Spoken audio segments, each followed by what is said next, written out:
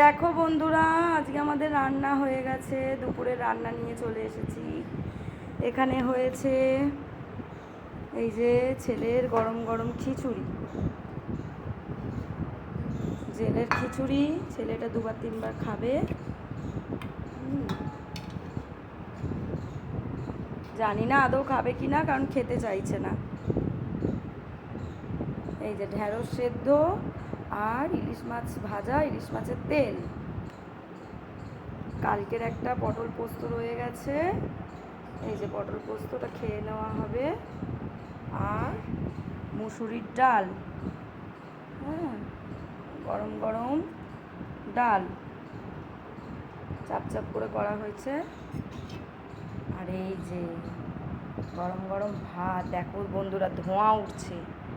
আলু ভাতে ভাত, আর আজকের মেন বেগুন দিয়ে ইলিশ মাছ। এই যে দেখো,